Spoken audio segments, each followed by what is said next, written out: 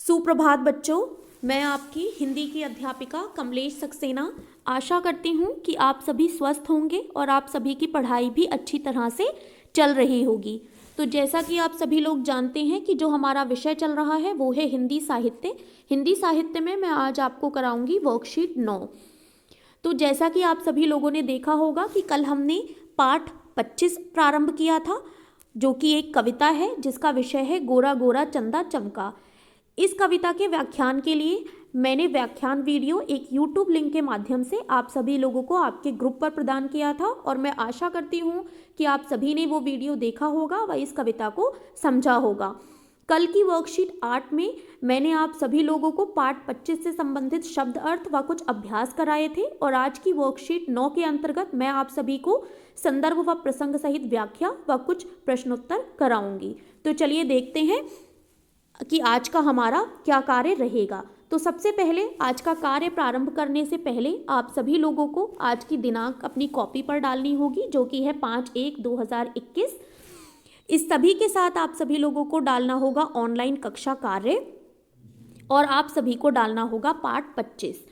तो आज का जो पहला प्रश्न है वो है निम्नलिखित पंक्तियों की संदर्भ व प्रसंग सहित व्याख्या लिखिए। तो आप सभी अपनी पुस्तक में देख सकते हैं गोरा गोरा से लेकर उजली उजली रात है तक की व्याख्या हम यहाँ करेंगे। सबसे पहले हम संदर्भ लिखेंगे। संदर्भ में हम बताते हैं कि ये पंक्तियाँ किस कविता से ली गई हैं और इस कविता के जो कवि हैं वो कौन हैं।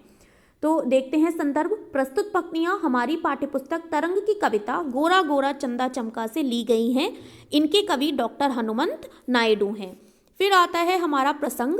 प्रसंग में हम बहुत शॉर्ट में बताते हैं कि इस कविता में इन पंक्तियों में कवि क्या कहना चाहता है, कवि का क्या भाव है। प्रस्तुत पंक्तियों के माध्यम से कवि ने उजली रात व चंद्रमा के माध्यम से प्रकृति की सुंदरता का वर्णन किया है। कवि प्रकृति की सुंदरता का वर्णन कर रहे हैं और किसके माध्यम से कर रहे हैं? उजली यानी चमकती हुई रात के माध्यम से और चंद्रमा के माध्यम से। चलिए अब देखते हैं इन पंक्तियों की व्याख्या।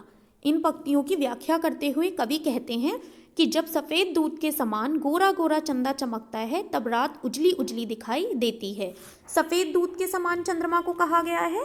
तो जब सफ़ेद दूध के समान चंद्रमा चमकता है तब रात भी सफ़ेद दिखाई देती है, उजली उजली। रात में खिलने वाली रात की रानी हमें सुगंध के रूप में उपहार दे रही है। रात में जो रात की रानी का फूल खिलता है और उसकी जो सुगंध होती है, तो रात की रानी हमें क्या कर रही है?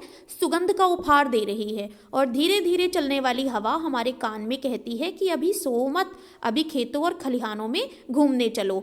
और धीरे धीरे जो हवा के झोंके चल रहे हैं वो हमारे कान में कह रहे हैं कि अभी मत सो, अभी खेतों और खलिहानों में घूमो। चारों तरफ दूध जैसी सफ़ेद चांदनी फैली हुई है। अब चंद्रमा को सफ़ेद कहा गया है, तो चंद्रमा की जो किरणें होती हैं उनको क्या कहा गया है? सफ़ेद चांदनी। तो दूध जैसी सफ़ेद चांदनी जो है वो चारों तरफ फैली हुई है। ऐसा लगता है कि जैसे चांदी की बरसात हो रही है। ये उजली उजली रात प्रकृति की सुंदरता को दर्शा रही है। तो कवि अंत में कह रहे हैं कि ये जो उजली उजली सी रात है ये प्रकृति की सुंदरता को बहुत अच्छे से दर्शा रही है। चलिए अब देखते हैं कि हमारा अगला प्रश्न क्या होगा। प्रश्न 2 है दीर्घ उत्तरीय प्रश्न। तो इसके अंतर्गत मैं आप सभी को प्रश्नोत्तर समझाऊंगी। प्रश्न 1 है हमारा, इस कविता में प्रकृति के किन किन तत्वों का चित्रण किया गया है? उत्तर होगा, इस कविता में हवा, उजली रात, सागर, नील गगन, खेत खलिहानों, तारों आदि प्राकृतिक तत्वों का चित्रण किया गया है। तो पूरी कविता में इन सभी प्राकृतिक तत्वों के बारे में बताया गया है। प्रश्न 2 है गोरा गोरा चंदा से कवि का क्या तात्पर्य है, अर्थात गोरा गोरा चंदा से कवि का क्या अर्थ है? उत्तर होगा आपका, गोरा गोरा चंदा से कवि का तात्पर्य है कि पूर्णिमा की रात में चंद्रमा की रोशनी अर्थात चमक पूरे संसार को सफ़ेद बना देती है। इसीलिए कवि ने उसे गोरा गोरा कहा है, क्योंकि उसकी जो चांदनी है वो बिल्कुल सफ़ेद कर रही है पूरे संसार को और चंद्रमा जो है वो इसी वजह से गोरा गोरा दिखाई दे रहा है। प्रश्न 3 है हवा कान में क्या कहती है? उत्तर होगा, हवा कान में कहती है कि अभी मत सो व खेतों और खलिहानों में घूमने चलो।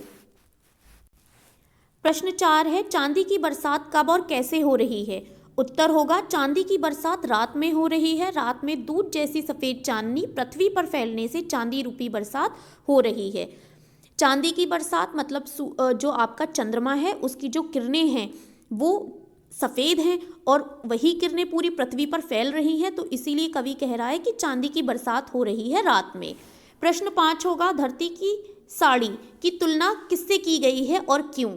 धरती की साड़ी की तुलना सागर से की गई है, क्योंकि जिस प्रकार एक स्त्री के बदन पर साड़ी लहराती है, उसी प्रकार पृथ्वी पर सागर की लहरें भी लहराती हैं।